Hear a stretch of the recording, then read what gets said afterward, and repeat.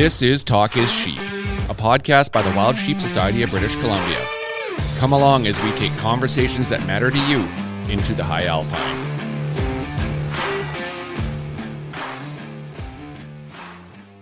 Mr. Hamilton, we're at 68 already.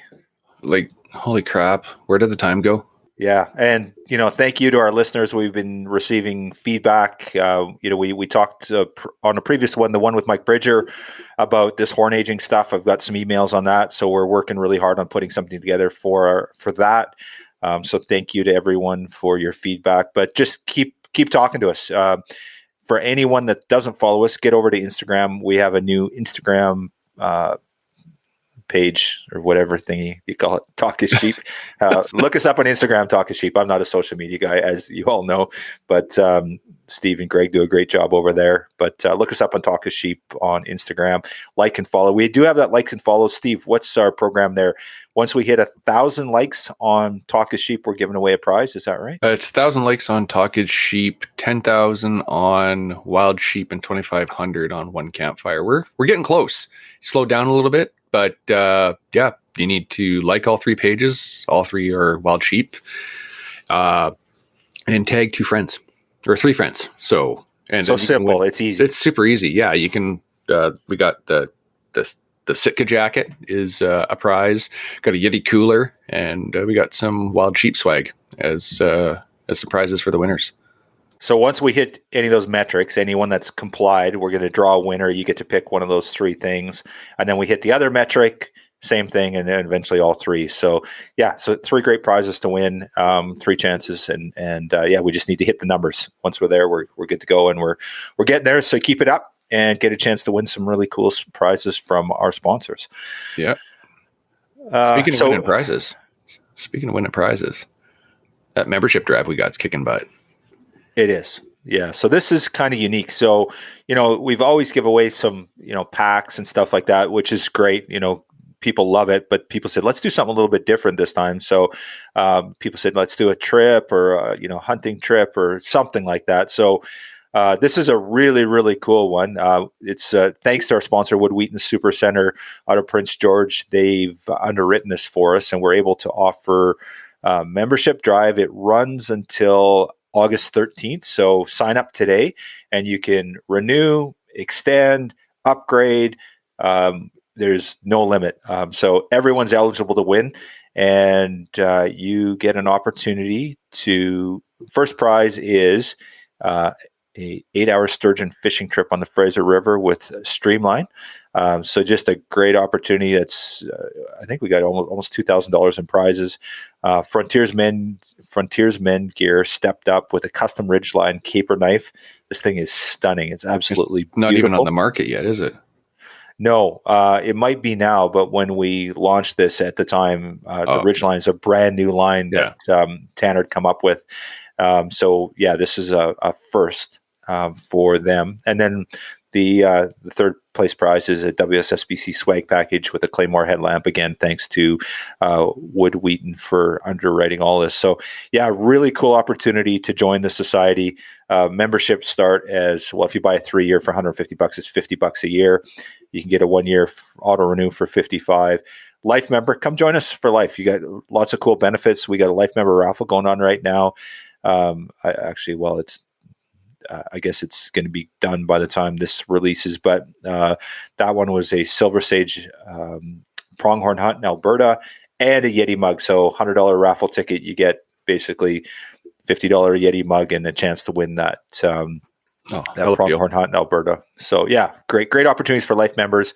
And then if you want, you can take it all the way up to Monarch, and you can say, hey, we're going to join the ranks of Monarch, and we want our money to go here. So you can designate where those funds are going to go for wildlife conservation. So never been a better time to join the society. Would love to have you. And we're on our march to 1,500. Once we hit 1,500 members as well, we're going to give away a Yeti cooler. So tons of prizes, tons of giveaway. Thanks to our sponsors, and just doing a lot of great work for conservation in the province. Our members are making a difference. I say this often, Steve, we talk about this, the $318,000 that we put on the ground. Not that we committed, not that we thought about. No, those were dollars spent last year in British Columbia for wild sheep conservation. Mm-hmm. And if you're not a sheep hunter, well, there's lots of other species that benefited from that money. Absolutely, there are, like especially like with the Granby project, right? We bought that chunk of land there with the Nature Trust, silt, and God, there's badgers seen on there, and they're SARA listed in Canada, right? They're endangered. Yeah, they figured there's less than 200 badgers left in the province, and one of our past directors took photos of one on the property. So it's it's multi-level species that benefit from your dollars. Yeah, very cool. So never been a better time to join. We'd love to have you join the ranks.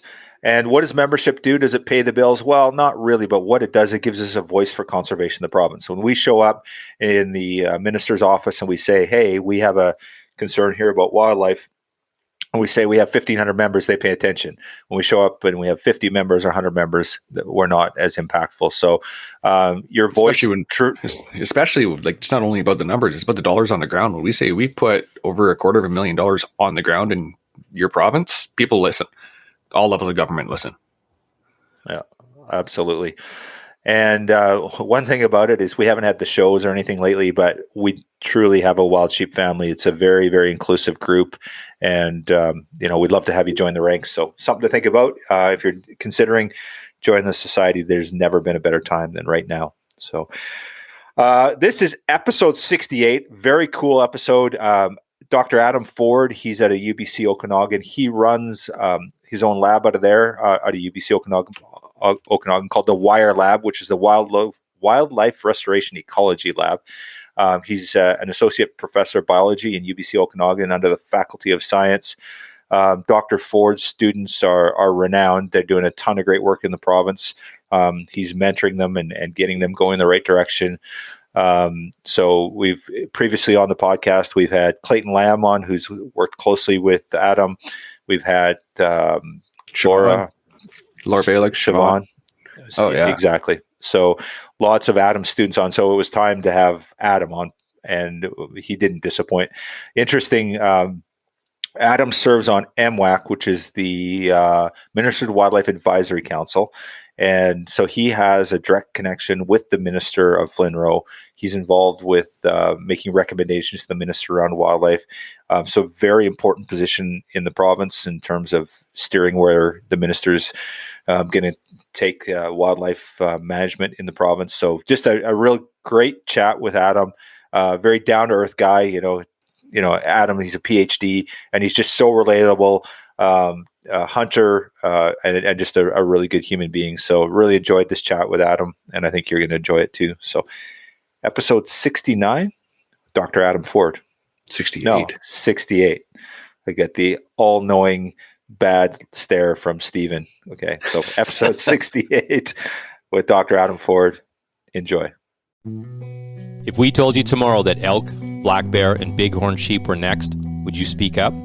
Wildlife needs to be managed by science and not by emotion. And you don't have to be a hunter to take part in this movement. You just have to want sound management of our wildlife in BC. Go to wildsheepsociety.com/act now to use your voice and demand that BC not use our wildlife as pawns in a game of social management. Act now. Or the things that you love could be next. Professor Ford, welcome to the show. Great to have you on today. I'm glad we could connect. Thanks for having me. I'm excited about this. Awesome. So it seems like we've had about 16-year students, so we've never had the master himself on. All joking aside and respectfully, Dr. Ford, it's an honor and a privilege to have you on the show.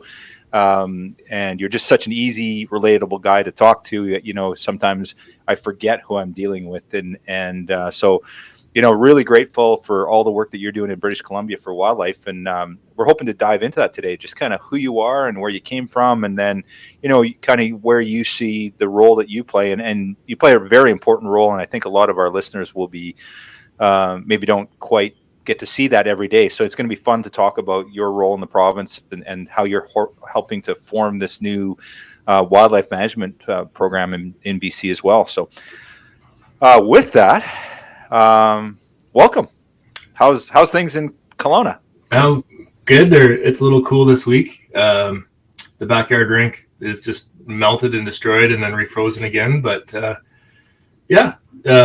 we're doing well, and the early signs of spring are here. So I'm thinking about that that spring food independence program that we do around the house, and what kind of seeds I need to be starting and what we can start growing. If there's always a lesson there for, so I always screw things up is basically what I'm going to say in the garden. And so there's always something to learn for the next year. And I just try to remember to remember my lessons. So that's where I'm putting my mind to right now. Very cool. We had Greg McHale on the podcast just before here, and he was talking about sustainability and growing stuff, and do it in your condo, like put out a pot or a plant or whatever, and grow some stuff. And so I'm planting my Arma garden, I call it. So I had a 12 by 6, so 70 square feet plot, and I'm tripling it this year, so I'm calling it the Arma garden. So they're just backyard planter boxes, but they're massive. So what kind of setup do you have there? Do you have a proper garden, or do you have garden boxes, or what do you kind of a mishmash? We have I don't know, it's probably 30 feet by 30 feet in the sunniest corner of the backyard, and try to keep the kids and the dog out of it, and just have some drip irrigation going. So last year I went full on with tomatoes, and I think we're still eating on them. We just finished up our kale in a nice family day venison pho that we made this week, and then lots of the fresh herbs that I like to cook with. So that's kind of the thing that I miss most about that summer food is get those herbs going on your salmon on the barbecue, and it just brings all that food back to life again. It's so nice. Oh yeah, we up here in PG, you imagine we don't really have the heat that you guys do in Kelowna. So I've got the strawberries do really, really well here, and so we have strawberries, we have raspberries, and I get those blue 50-gallon drums, the ones that water comes in, and I cut them in half, and they make great barrels for potatoes. Yes. So potatoes do really well here, and my neighbor, it's frustrating, like literally right next to me, he's got the full drip irrigation, and like he grows just pounds and pounds and pounds of whatever he wants, and he'll routinely look over the fence at my garden and, hey, do you want some carrots or beans or peas? I'm like, yeah, okay. It's kind of depressing because you're doing the same thing I am. Like, he's come over and helped me with the soils and all that, and it just doesn't work for me. But hey, I don't complain when he offers some of the bounty. Yeah, no, potatoes are great. We're trying to get a handle on that, and definitely drip irrigation is key, because if you go away in the summer in the Okanagan, you come back, it's just bone dry, right? So you got to have the water on a timer, and that really helps. Yeah, now you guys are creating work for me. I got all these ideas. I don't have an irrigation system. I am totally telling Mel about this conversation. Awesome. So you mentioned venison. I guess did you harvest the deer this past fall? Yeah. It was a pretty good fall. We got a mule deer and a whitetail and some moose in the freezer too. Awesome. Yeah. That's a very solid fall. So with you, Adam, I think, correct me if I'm wrong, you're a bit of an adult onset hunter. This was not something you grew up with. Am I correct in saying that? Yeah. When did I start? It was probably in my late 20s. I started with small game and grouse, and actually, yeah, it's hard to. Where do I go back to? I guess one start of this whole journey was I was a fishing guide for a few years in my early 20s, and just started thinking about, we used to do some duck hunting out of that camp, and I clean ducks at the end of the day and clean fish and everything. And I just started looking around, and, I heard stories in my house growing up that Grandpa used to hunt, but it kind of missed my dad's or my parents' generation. So the stories were there. And then, spending time in the boat with folks with an outdoor mentality, and came to be one day that this real nice old timer said, "Hey, Adam, if you catch me a 34-inch pike, I'll send you a gun." And 34-inch pike wasn't that hard to catch. I mean, it was big for him and his experience growing up, but not for us at that camp. So we got into one not long after, and good to his word, he was able to send along a little shotgun to someone who was legally able to hold it for me until I got my paperwork in order, and that got me out to a duck hunt, probably in my early 30s, and I just love that. Like the North Shore of Lake Erie, heading out in the morning, going to a registered blind sort of thing, and hunting with a dog, and it was just thrilling. So that was the last time I duck hunted until this December. But that really kind of got me going on it, and just thinking about, I've always enjoyed spending time outside, but bringing the outdoors and food together was kind of the motivation for me. Cool. So I want to go back and explore kind of, your upbringing, your formative years, and your interest in wildlife. And you touched on, kind of your hunting experience as well there. But before we do that, can you share a little bit for our listeners? I know who you are, but you have a lot of quote titles and do a lot of different things. So can you kind of touch on, your role with UBC Okanagan, and then your role that you are serving currently with the Minister's Wildlife Advisory Committee, and just touch on some of the big things that you're involved in currently, and starting with, I guess, the day job first. Okay, yeah. So the day job, the stuff that kind of pays the bills around the house here is I'm a faculty member at the University of British Columbia in the Okanagan campus here in Kelowna. So I'm in the Department of Biology, and I hold a Canada Research Chair in Wildlife Restoration Ecology, which we call the CRC. So the CRC program is federal funding that goes to the university to offset the cost of my position, and that frees up some of my teaching responsibilities or teaching duties and gives me a bit more time for research. So that's quite nice if you're into research, which I am. So that gives us a bit more bandwidth to take on, say, like more graduate students and to get more involved in some of these other projects around the province.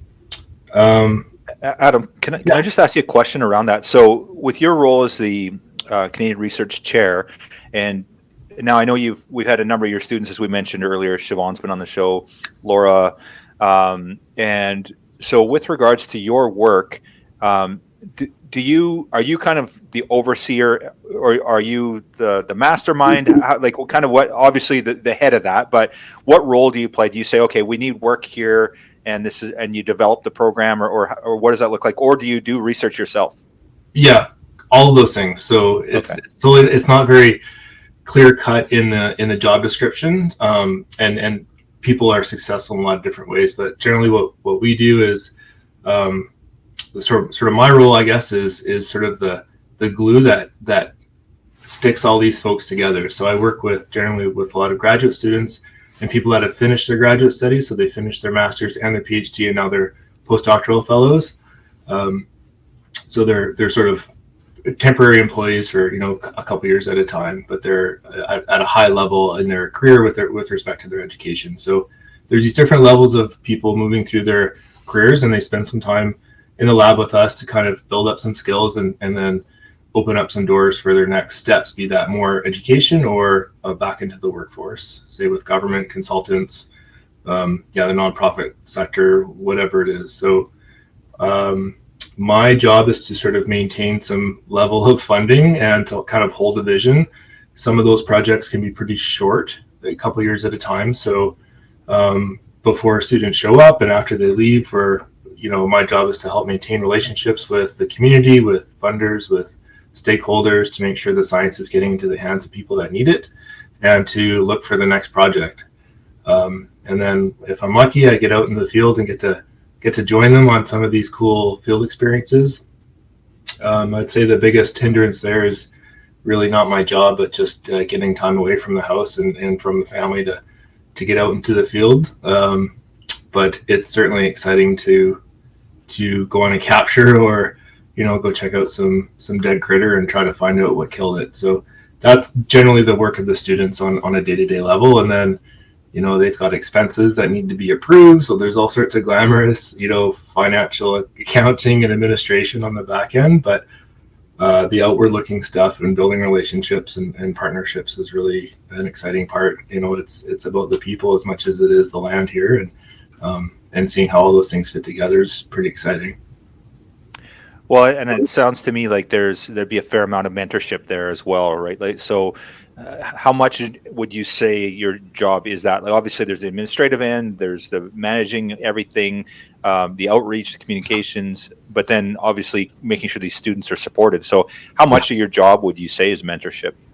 Yeah, it's a good chunk, probably 40% of my week, and that means different things to different people, right? Because so like we have this idea of academic freedom, so people can really take this in a lot of different directions. It's not like we have a set task and everybody has to sort of fall in line. It's I mean, they do have to graduate, and they do have to, say, if they're a graduate student, write a thesis and then generally a paper and share that with the community. But how they want to grow is really up to them, and then what I can provide. So some people are very quantitative, so they may not need my help for that. Some people might need help with writing. Some people might need help with communication and kind of being more independent as a scientist. So it comes in a lot of different forms.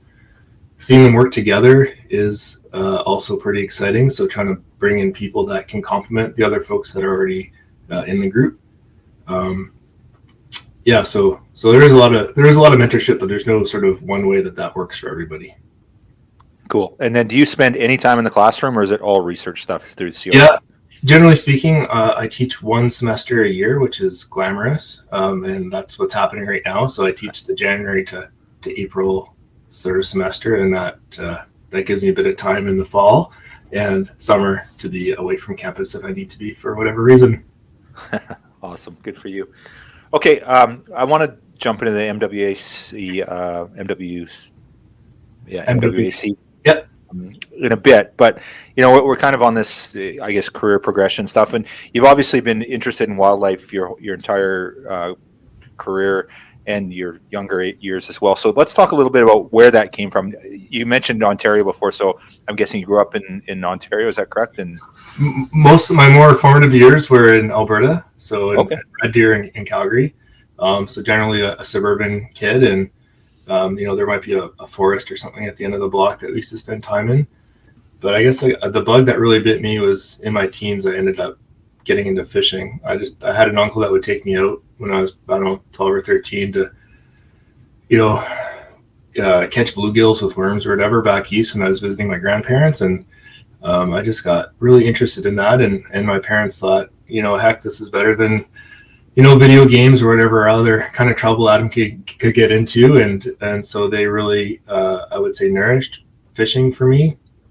It became all my birthday presents and Christmas gifts and everything started shifting to fishing gear, and they would drive me when I couldn't drive. They would take me to places and just kind of drop me off, and just fell in love with it. I wasn't very good, and I used to lose a lot of lures, in the rocks and everything. So I would see people fly fishing, and I saw that flies were a lot cheaper. So then I started getting into fly fishing because I thought if I'm going to lose something, it might as well be $2 instead of $8. Yep, I feel that a lot. Very cool.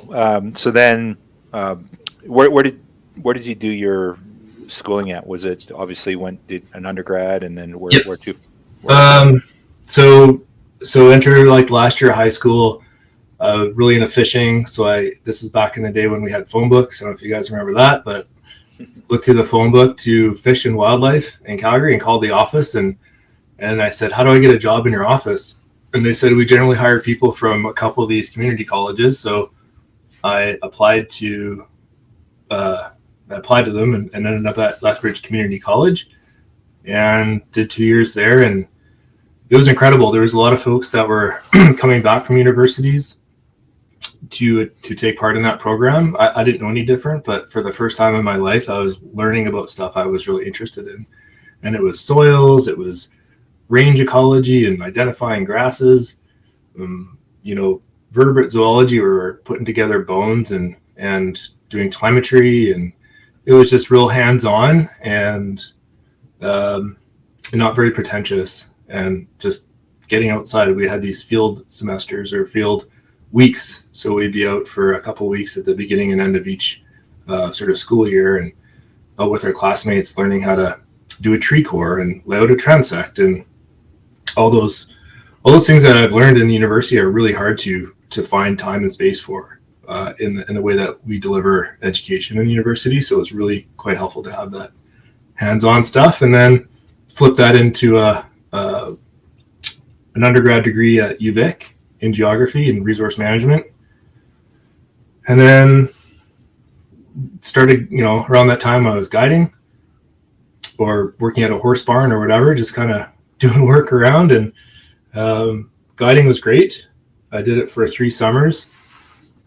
And I felt like we did pretty well, like did some new techniques. So there was a lot of pike fishing and walleye and grayling up on the Mackenzie River in the Northwest Territories. So just, ripping around in a boat and taking different folks out to teach them how to fish. And it was like this other level of catching a fish, it was like what the fish is doing, the weather, and then translating what I knew about these pike in what the person was interested in and trying to get them to catch a fish in their own way. So that was a bit of a challenge, but it was around that time that I thought, okay, here I am. I think this is like the NHL of fishing. Like, I'm getting paid to fish.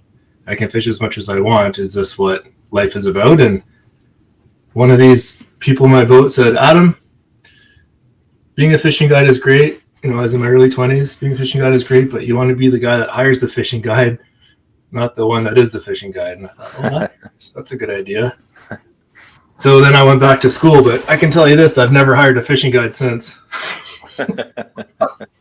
That's funny. Oh, good. So you did your undergrad at UVic, and then so where did, because that's quite a dichotomy from where you are today, from what you were doing with your undergrad, right? So UVic, I went there because of a girl, and it worked out pretty well. Nice. And then I worked as a janitor for a few years and traveled around the world, like as people often did back then, like the backpack to Thailand sort of thing, and had some time in Africa.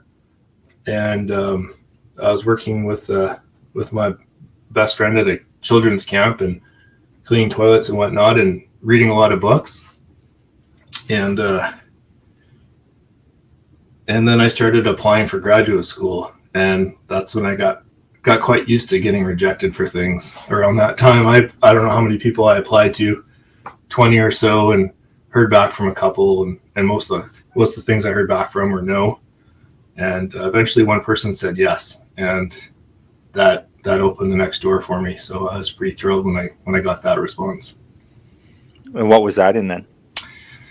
That was in Ottawa at Carleton University with Dr. Lenore Farrig, who works on a lot of different critters, generally small things, not large mammals. But she has done some pretty important work on landscape ecology and the idea of like what's the effect of habitat fragmentation on biodiversity, and also road ecology. And so I went out there and spent 2 years chasing chipmunks near roadsides and trying to figure out why did the chipmunk cross or not cross the road.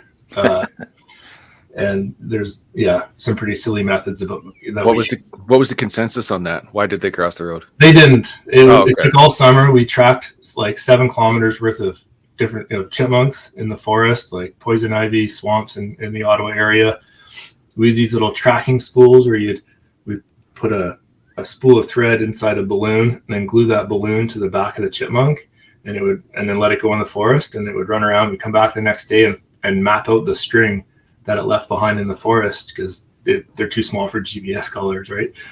So we got some fine scale movement data, and I think it was the first chipmunk or something crossed the road, and then none of them after that. So we kind of wrecked the study, because we were supposed to figure out, like, you need a certain sample size of these things to happen to prove the point, but it never really happened. But anyways, it got me thinking about movement ecology and road ecology. And so after that, it was applying for all the jobs again, getting all the no's again, getting all the rejections, and then getting lucky and had a short-term gig working on burrowing owls at a Suffield, CFB Suffield in Eastern Alberta. And that was another dream job. What year was that? Oh gosh. I want to say like 2007 or something. Did you stay in a place called Bindloss? Did you stay in the house there? Some folks did in our Okay. crew. Yeah, I was in Yeah. Ralston. Because I knew the guys in Bindloss, the burrowing owl guys. Oh yeah, yeah. Yeah. There's like 6 people in that town, and you're all Yeah. related.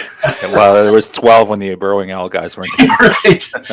Yeah, it was a big project. Yeah, cool. Yeah, I know, and someone gave me the keys to a new F-150 or something, and said go find these birds. And yeah, I had a spotting scope, all the pronghorn I wanted to see, just out there on the prairie by myself. It was a great summer. Did some analysis with that group later, and then eventually one of my earlier no's turned into a yes, and this project on the Trans-Canada Highway in Banff opened up. And so I got to live in Banff for a few years and work on the road ecology work there, with the crossing structures and the fencing. And that was another one of these moments where I felt like I made the NHL, because growing up in Calgary, Banff was just this amazing place, very special place, and not very many people actually got to live there. So I was so excited that I could work and do science, and I found an amazing job, and had another really great mentor, Dr. Tony Clevenger, who helped me, do the things I needed to do to get to my next step. He just said, where do you want to go, and how can I help? And we are still in touch, on a regular basis. So that's pretty incredible. Very cool. So this was for your master's, is that correct? No, it was after my master's. It was after the chipmunks. The master's was the chipmunk thing. And so this was your PhD? It was before my PhD. So I wasn't sure I wanted to do all that. I was just sort of working, and then, contracts would come and go. So it got a bit, I don't know, it got a bit hard for me to feel comfortable. Like, how could I pay a mortgage with this job? Because there was some financial insecurity. So I thought I should go back to school and maybe upgrade a little bit and train myself on some different skills. And my partner at the time wanted to go to Vancouver, and I kept looking and kept getting more no's. And then one day a new prof showed up on my search, and I applied to him, and I became his first PhD student. That was Jake Goheen. And that was another yes that changed my life. Very cool. So what was your PhD, and then Adam? My PhD was based in Kenya, looking at leopards and wild dogs, and how they scare and eat different kinds of antelope, and how that affects the plant community in a rangeland in a place called Laikipia, Kenya. So again, I thought, wow, this is the NHL of field ecology. Like, look at all these large mammals that I grew up, watching these nature movies, and there's a wild elephant, like not a zoo elephant, but just a free ranging elephant or giraffe or lion, and they're just out here where the cattle herders are. It was just mind blowing, still is. Very cool. And who was that? What university was that through? Who did you do that? That was at UBC Vancouver. I was there for. I didn't spend that much time in Vancouver proper, but I was there for that was about 4 or 5 years, and then shortly after I arrived, my advisor moved to Wyoming, which I still bug him about, but he maintained his status as my advisor, and we continue to collaborate on a regular basis, and we're trying to get some stuff set back up in Kenya right now. So it worked out really well. Very cool. So then PhD, and then straight into UBC Okanagan, or where did you? Then I did a postdoc with this group called the Liber Eero Fellowship, and the Liber Eero Fellowship is a pretty special program. It's focused on conservation in Canada, and they want you to bring an academic mentor and an applied mentor together to advise the fellowship.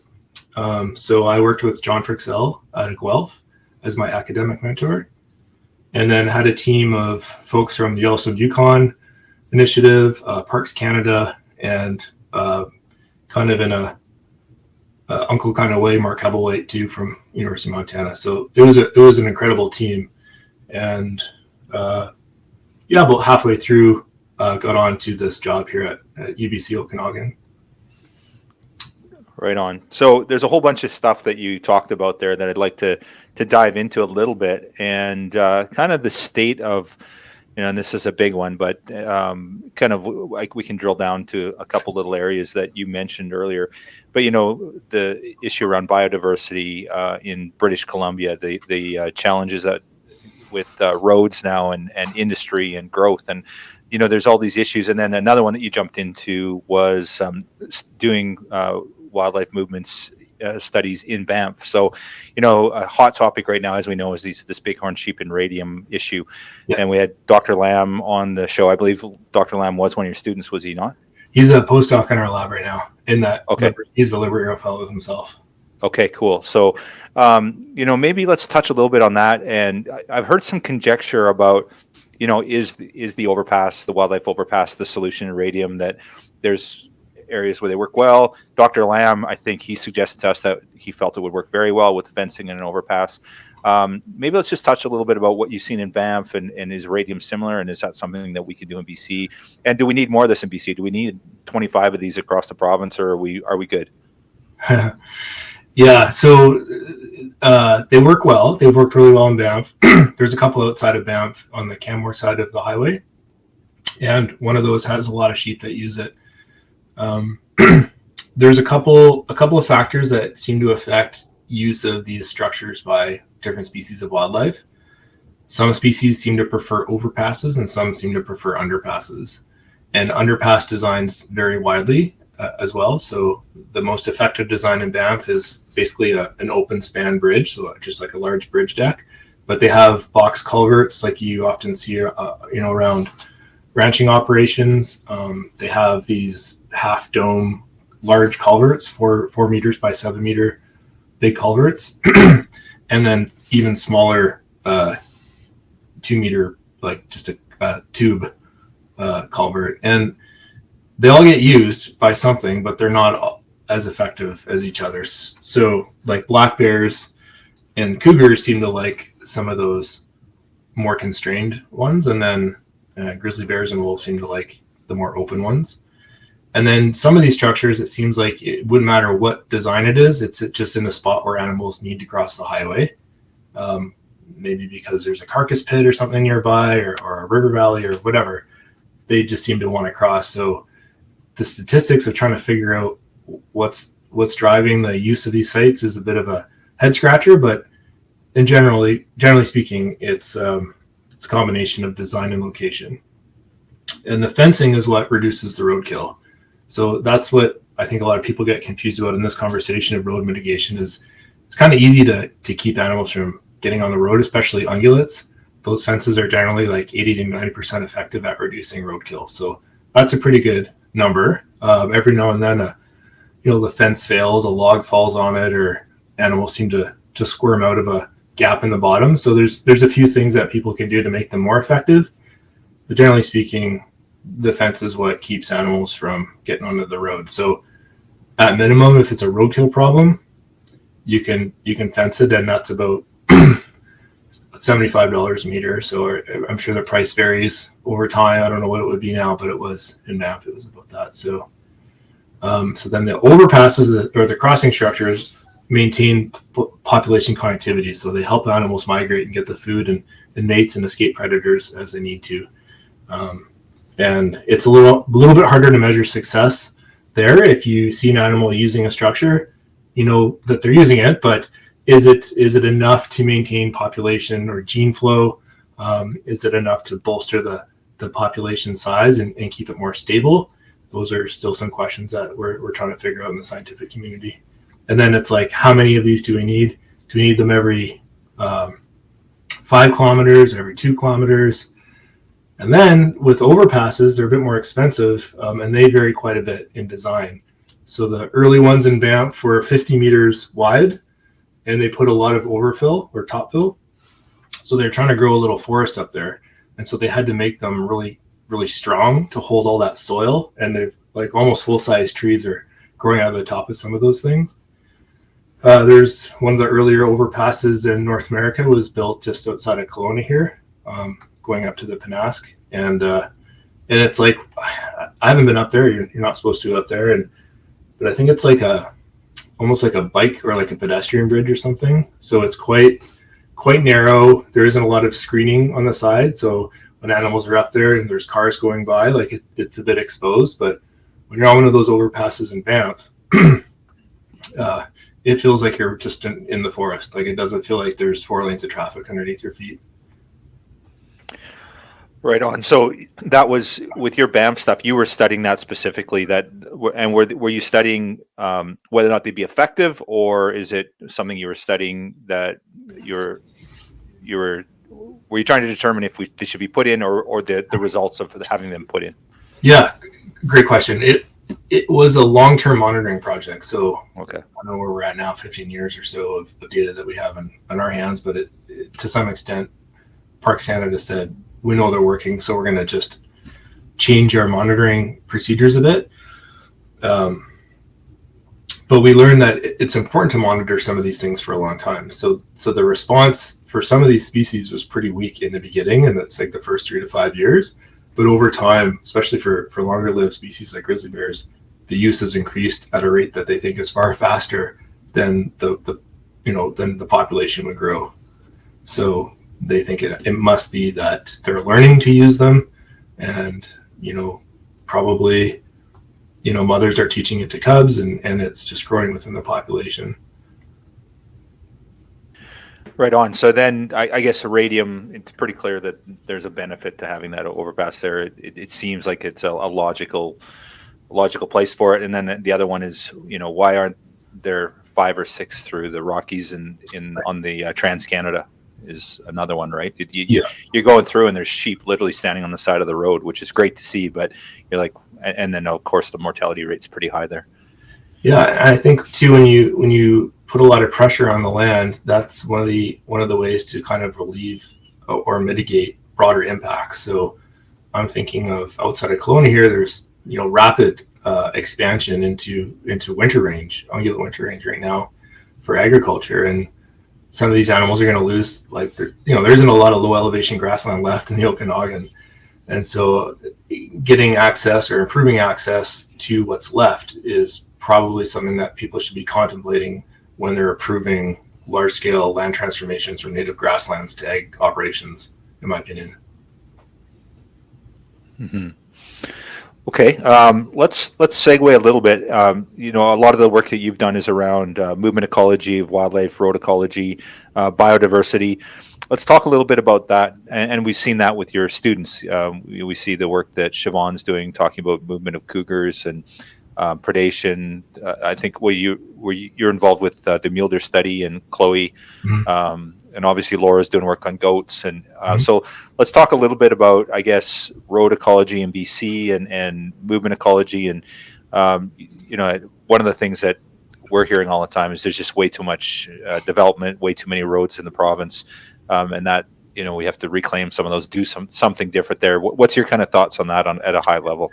Yeah, so the Auditor General had that report around the time that the grizzly bear hunt was banned, and in that report they said that there's 10,000 kilometers of resource roads built every year in this province. That's a quarter of the way around the earth. So since that report was released, BC alone has built enough resource roads to get around the entire earth, and I think that's a jaw-dropping number for being 2022. If that rate of development has continued. We're learning that it's hard to keep track of where road development is happening. So we've got a project underway right now to quantify mountain roads in Caribou Range, because it's not clear where they are or what condition they're in. And when we think about the effects of roads on wildlife, especially resource roads, if they're ingrown, and you guys have probably been on some of those like alder-filled roads, and getting willow whipped on your quad or whatever, like it's a different kind of road than one that sees a truck every hour on it, and in terms of its impact on the local landscape and its ability to facilitate movement of predators and provide forage for moose and deer and caribou country. So we need a better handle on the state of the roads in this province, and the best way to do that for us right now is using satellite, high resolution satellite imagery. It's not a ground-based thing because there's probably too many of them, and people built them to pull trees off the land, and they don't really need to go back to them. So think one step is getting a good handle on the inventory, and then I know there's a number of efforts around the province to plan how do they reclaim roads or sections of roads to reduce some of the impacts of them. So if you can, block off a road at a key node or intersection, you're going to decommission access to a lot of land. It's not really going to change the predator-prey ecology, but it'll at least keep some of the motorized activity from parts of the landscape if that's a priority for management. Yeah, it definitely allows things to kind of reclaim, to go back to the earth if you're keeping motorized vehicles out of there.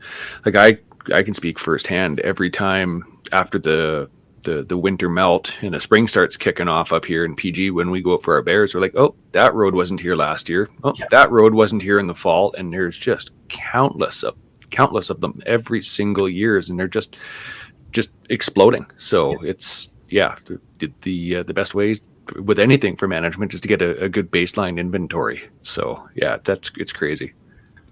Yeah, and then work backwards from there. So if if it's determined that it's a priority to block some of them or to shut them down for at least temporarily to give the land a rest, then we got to get everybody on the same page about doing the X's and O's on the map, like where are you gonna do what in different areas. And so that's another more complicated conversation that will follow.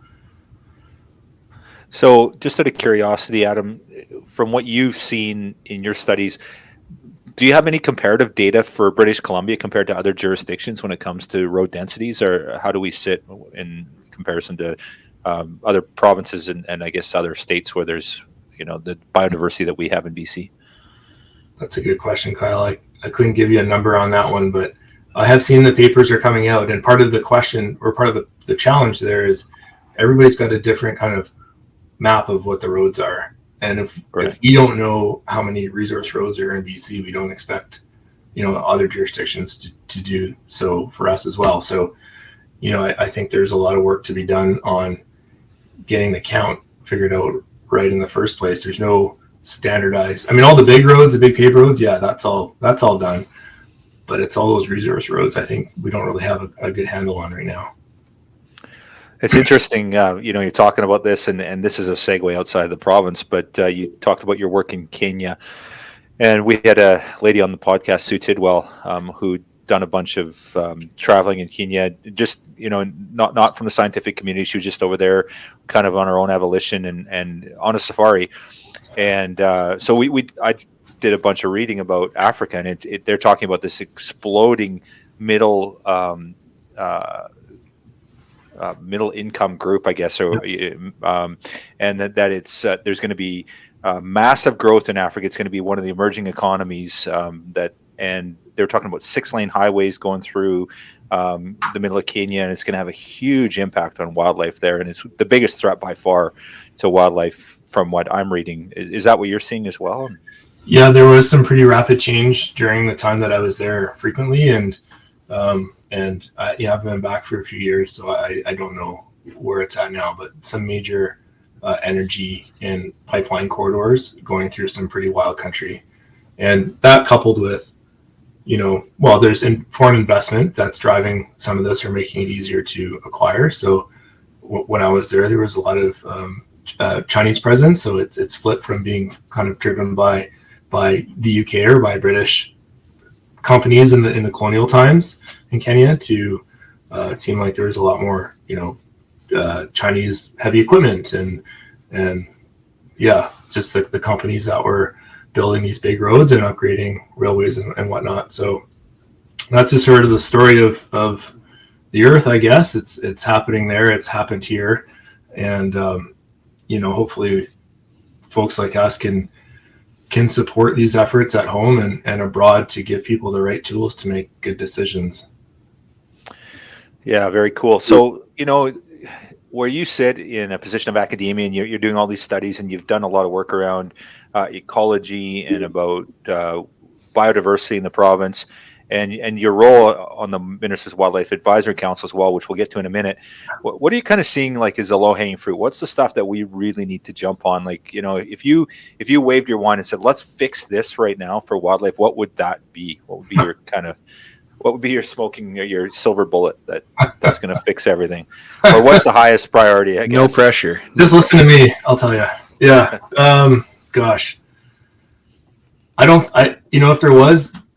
If there was one simple thing, we would have done it, I think. So I'm sorry to say it that way, but I would think there's a lot of folks that are looking for that, Kyle, and it would be nice. I don't think the world is that simple for wildlife in BC, and it's changing so fast.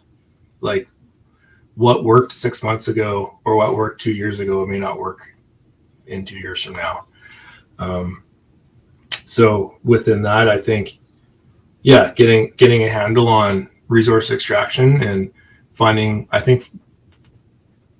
guess the biggest thing that maybe this is another way to put it.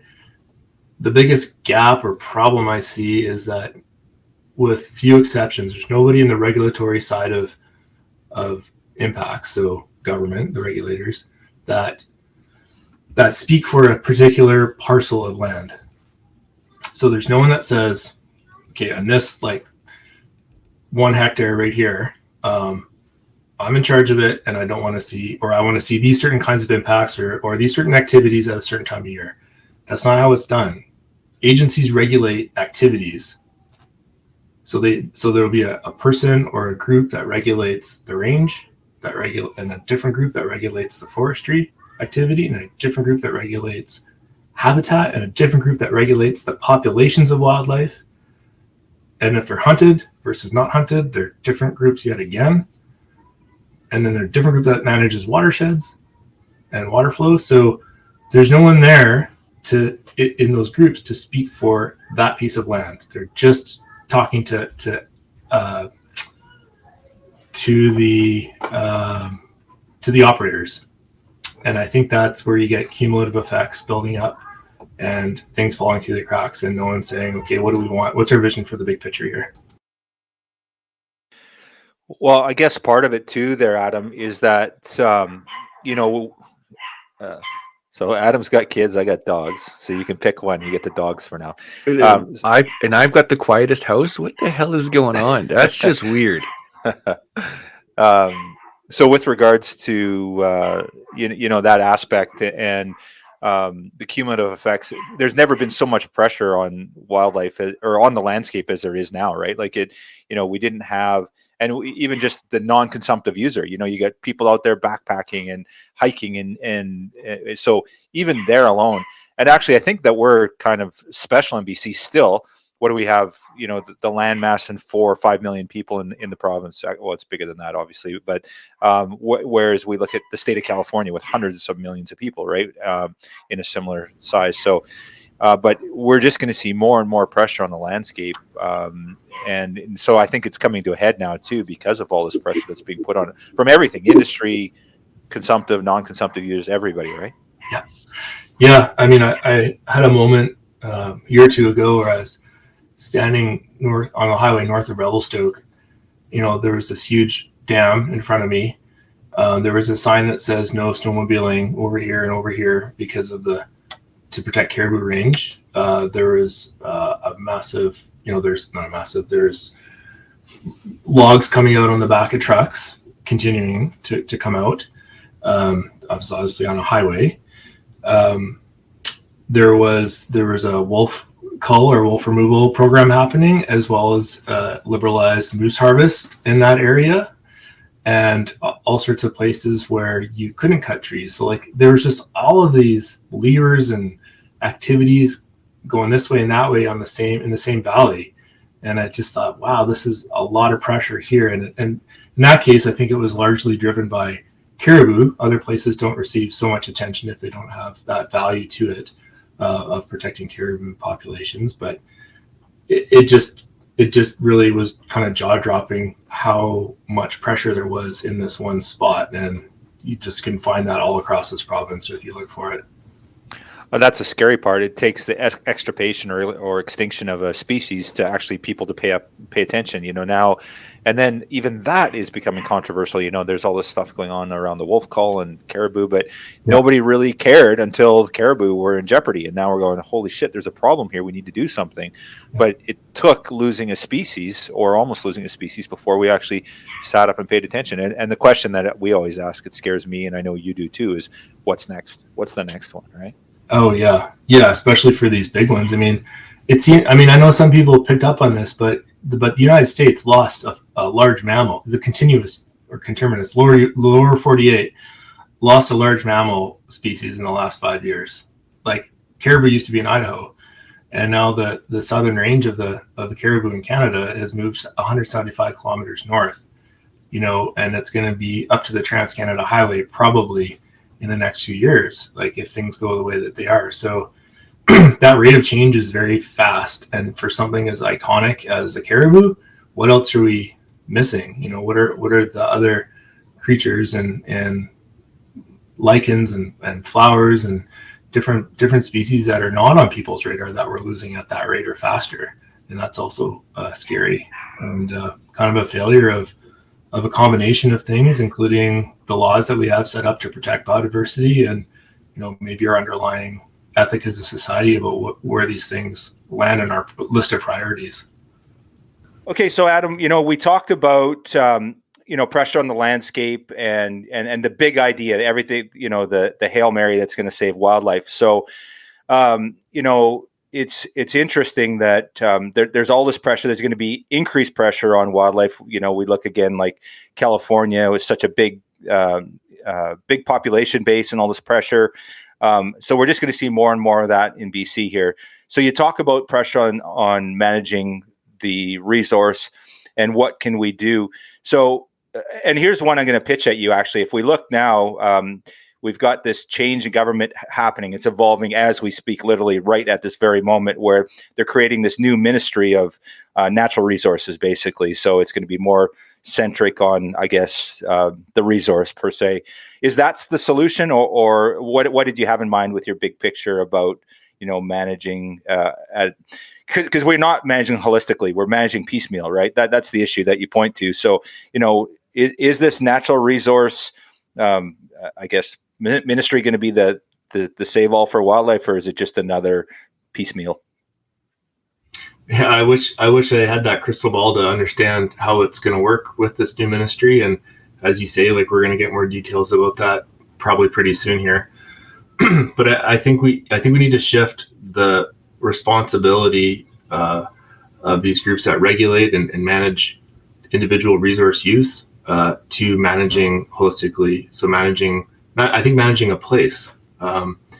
So rather than, one person in the office managing the range branch or the grazing and someone else managing timber, like, let's manage this valley or this watershed, and someone can try to look at it holistically, and then look for those indicators or those objectives to see if the management is supporting or moving towards meeting those objectives. We spent a lot of time in science and the science that I kind of came up with over the last 30 years or so from different parts of my education and reading and whatnot, really trying to understand the impacts of, like, the negative impacts of human activity on wildlife or biodiversity. And one of the reasons why we ended up calling the lab the Wildlife Restoration Ecology Lab, or the group of folks that I supervise at the school, is because we want to understand the impacts of putting things back, understand the impacts of fixing stuff. And that's a much more inspirational and optimistic place to work in. It's also hard. You got to get people on board to do the stuff, whether it's burns or road management or whatever it is. And putting in place things that give us a sense of success. So, I talked to you guys about the wildlife crossing structure work, in Banff, and really that it was this long-term view of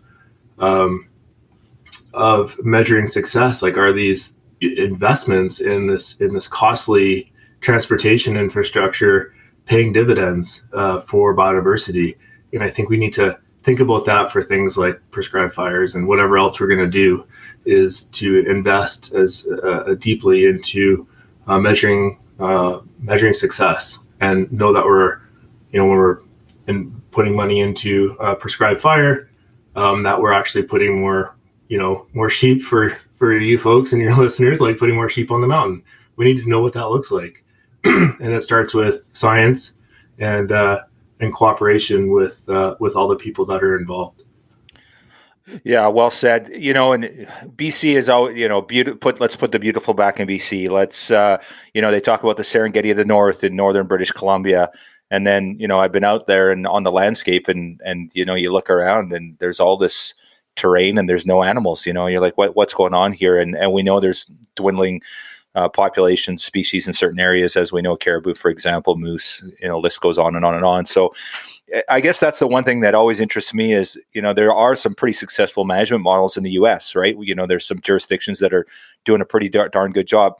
Is it just about the money? Is it, or do they manage it differently? Do they manage it holistically? And they look at it and say, what's the best thing for civilization and this piece of land? Is this what's the correct thing? Or do they say, no, we have timber things and we have, exploration and we have this and that, that it's all driving this. Are we being driven exclusively by economics in the province, or, what is the real problem? We know there's these issues, and who's done a better job? I don't have those answers. And I know that's not your specialty either, Adam, but, there are jurisdictions doing a heck of a lot better. But one thing I think is consistent is the areas that are doing better, there's more money there. That's one thing I'm pretty clear on me. And Steve, you can probably speak this better than I can, but it seems to me that if there's money there, you have a better chance of success because you can do things on the landscape that are going to benefit wildlife. Yeah, and that's what it boils down to, right? It costs money for people like Adam to do his research. Like, I can go out there and drive around on a bear hunt and go, I saw this. But as we spoke on earlier in the podcast, unless it's repeatable, it's not considered a good base model. So yeah, unfortunately, that there's a great saying out there, a good friend of mine says, he goes, the moose don't need money. However, the studies do. Right. So we can dump millions and millions of dollars at moose, but unless we've got a dedicated plan for that money to improve wildlife and habitat, we're spinning our wheels. Yeah, I think that's well said. I mean, you do see it in the US. I mean, and some of these states they don't have that many people compared to British Columbia, but their funding is pretty good for wildlife. And think about, the hundreds of mule deer that Wyoming has on air at any given time. We're putting together, I think, what would be the province's largest mule deer study in history. And, we're trying to get, over 100 animals on air after a few years. And it's a huge effort and, good for us. It's coming together, and that's through a lot of partnerships and cooperation. But it seems like from here, it's like a snap of the fingers, and those guys down there in the States can just get these animals collared and tell a great story about conservation and stewardship as they work with a lot of different agencies and landowners to do things like opening up migration corridors and getting wildlife friendly fencing going and just chipping away at the problem. And the bigger these studies and the attention that they get, the more people kind of get behind them. Like, they have kind of a way catching fire, so to speak, and people want to hop on board and keep it going. So I think we're at that stage with some of these projects, and we look to the states as some of the states to see, well, what are the feedbacks there between the science and the decision makers? What are the funding mechanisms they've used to keep some of these studies going in the long term, and how do they bring together, the findings of those research projects and change things on the ground for the better. So there's tons of lessons for us to learn down there, but certainly having stable funding, it's not just the shiny object. It's not just like a flash in the pan funding, but stuff that everybody can rely on year after year. And we know that, we have confidence that we can invest in people to do the work, and that the data is going to be accessible to the public, and that we're going to be able to make a lot of hay or get a lot of juice for the squeeze, I guess is the way to put it, from the investment in that science. Well, our nearest neighbor to the south, Washington State, they put $831.52 per kilometer squared onto the landscape. And BC puts $36 into the same landmass. So you could see where the ball's being dropped, right? It's in Idaho, 488, Oregon, 701, Montana, 186, Utah, 386. And here we are at 36. That works out to $7.36 per person. That's where the ball's being dropped. So that I think we've ridden on the coattails of having a large landmass that has been largely undisturbed for a long time without turning our attention to managing cumulative impacts. And where it's changing quickly is, with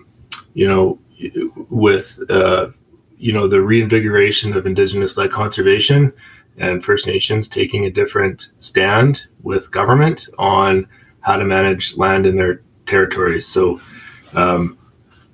we're seeing that with caribou especially, and some of our group is working with the caribou and the Klinziza herd, and that herd has turned around threefold through a variety of management actions, but it included a pretty heavy investment in that herd from the federal government and the provincial government. So there is a role for money to play there. And then we're seeing an acknowledgement in this Blueberry River First Nations hearing or decision from last summer about how cumulative effects have transpired to prevent people from hunting and fishing, and the implications of that for treaty rights. And I think there's going to be a lot more fallout from that decision last summer in the coming years. And you guys have probably heard some of the discussion about moose management in northern BC, and I think that's part of that conversation. So I guess this is a great transition point for us to kind of go to our last topic that I wanted to hit you up on, Adam, is the new management model in British Columbia. So for years, we've had a pretty consistent model, but I think it started with the Liberal government. It's not political per se, but the Liberal government started a new program, basically Together for Wildlife, which is a standalone, dedicated funding model for the province. And with the hopes that we can, get more funding more easily from outside resources. People trust a non-government entity to do a better job of managing that aspect of it was part of the argument. So we've got this new model. And Adam, I know you're in the throes of it because you serve part of it, but it's Together for Wildlife, basically. There's a number of moving pieces. There's a co-management piece. There's First Nations and our provincial government working together to manage wildlife. So there's that aspect of it. And then one important piece of that you serve on, Adam, and I'll let you talk to this, is the Minister's Wildlife Advisory Council, MWAC. So you serve on that council. You're a member there. You were independently selected. It was a very rigorous process. I'm sure there were hundreds of applicants across the province that wanted to be part of this. And you serve with, tell us a little bit about MWAC and your role and what you guys do and what purpose you serve. Yeah, thanks, Kyle. Yeah, it's definitely been an exciting journey to hop on board this council.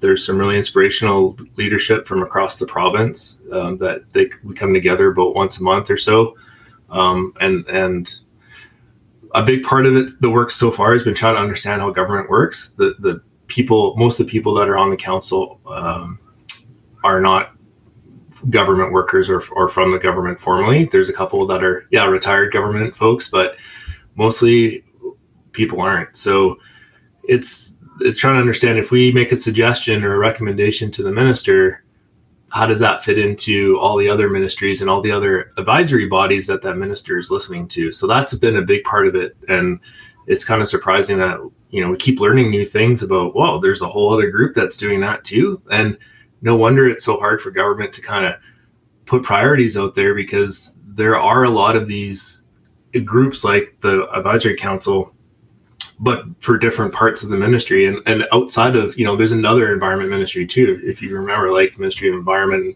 Climate Change, BC. So there's a lot of moving parts, and that's a challenge. But it's nice to have that sounding board and that common ground to come together with ideas. And the way that we've managed our work over the last couple of years is to kind of split up into little working groups. And those working groups are generally focused around some of the main goals of Together for Wildlife. So I have my handy color brochure here, and there's this is all available online, so people can check it out. But there's 5 goals, and they have to do with things like setting objectives and funding and reconciliation. The place where I invested most of my time and energy is around Goal 2, which is about data and information, because I'm a scientist. And so we were able to push to get a research working group organized, and I co-chair that with Dr. Kari Stewart-Smith.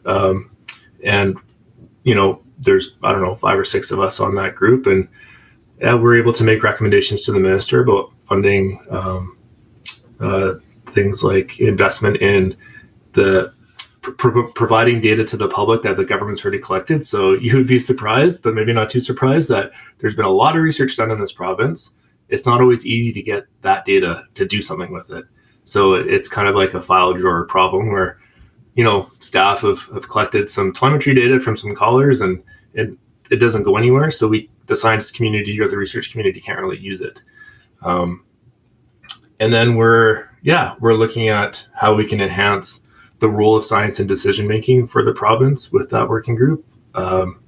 There's some budget line items or our allocations to support interactions between the council, between Together for Wildlife and the ministry and post-secondary institutes. So we're looking at the United States for things like their USGS co-op units. So some of the more famous wildlife shops you've heard of in the US are probably a co-op unit, which is a US federally funded research staff are embedded in universities. So this really ties together that, or closes the gap between the research at the university and the decision makers by, say, having, choose your favorite, government biologist. They would be down the hallway from me at the university, and that gives us an opportunity for better collaboration and to leverage resources for research together. So we're looking at that as a model. It's still at the stage of looking at the details, and is it really going to work? And do we need to, reinvent the wheel, or do we have a lot of this stuff in place already in BC? We just call it something different. So we're definitely looking for a made in BC solution with that goal in mind. And then in the big picture, the council is, very diverse. I was surprised at how big it was at first, but now that I see how it's working with these working groups, it makes a lot of sense to have people with particular expertise kind of stewarding these little working groups. So I don't know much about finances and conservation funding, but there's people that do, and it's great that they're interested in changing that conversation for the whole province. And we're allowed to swap and go to these different working group meetings if we want to. I think that there's going to be some more challenges ahead as we look at this reconciliation piece and kind of, like I said, that Blueberry River First Nation decision, I think is going to take up a lot of oxygen in the room, and probably, for the right reasons, but it's just going to take us some processing to navigate that one. Yeah, so there's a lot there with the reconciliation piece, and love to talk about it, but just based on time, we're not going to do it justice in the time we have left. But maybe you get back on here at some point to chat on reconciliation. But with regards to Together for Wildlife, one of the things I heard, I was part of the minister held, Minister of Flynn, Katrine Conroy held a public engagement session with stakeholders. I know you were on there, Adam. I was on there as well. Sorry, did you miss that? Okay, sorry. I was in a wall tent that week. Okay, sorry, I didn't mean to throw you out. Under the bus there. My apologies. But so I attended that, and it was a good session. But one of the things I'm hearing is that there's optimism, and I guess if you could just give us a little bit of your perspective. There's optimism about the process. The one thing I'm hearing though is like, come on, people, this is taking forever. This has been in place now for a while, and I'm here. I was that's the sense I got from the council itself, is that we're giving you recommendations, and we'd like to see things moving along, and there's been money there. This has been in the works now literally for years, and there's not enough being done. So what's your perspective from the inside and Together for Wildlife? Not so much AMWAC itself, but Together for Wildlife, I guess, if you will. Yeah, I think it's getting to the point where the details are mattering more. So the big high level discussions have kind of are working themselves through, and that's where we've been for a while. One of the key kind of ways that this whole thing is going to roll out is more of a regional approach, and we're trying to figure that out. Or Together for Wildlife is trying to figure that out now. And again, like that, we can, probably the three of us here can imagine why a regional approach makes a lot of sense for managing wildlife. Like you might have your regional experts, people that know the land a lot better and can speak to it for that area. They've walked it, they know the people, the communities involved. There's relationships there for better and worse, but you get the right people sitting at the same table together, and probably with healthy facilitation, you're going to get farther ahead. But if things are too separated and you're making decisions for Northeast BC from the Lower Mainland, it doesn't always go over well. So we can see why a regional approach would make a lot of sense, but then the devil's in the details. There already are regional bodies that advise government on things, and of course, there's regional governance by way of untreated or unceded territories, and all these things have to kind of be harmonized if we're going to get to this place where people are making decisions for the land and not just for, again, like one impact to the land at a time.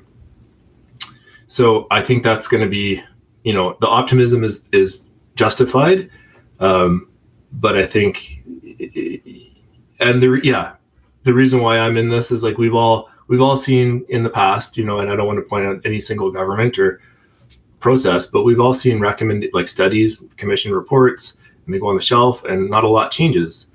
And one of the reasons I signed on to this one is I'm cautiously optimistic, like that we can do something, and so I'm going to keep investing my energy in it because I do believe in the process, and if it implodes and we tried our best, at least we tried, and we'll get back to the drawing board. So I guess I've heard the urgency, and there's people on council that express that urgency often, which is great.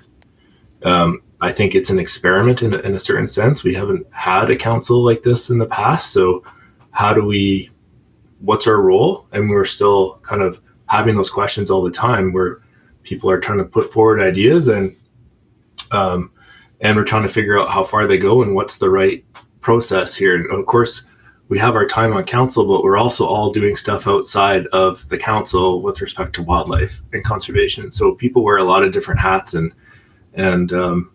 it can be, tricky, but also important to come together and bring those different perspectives to the room.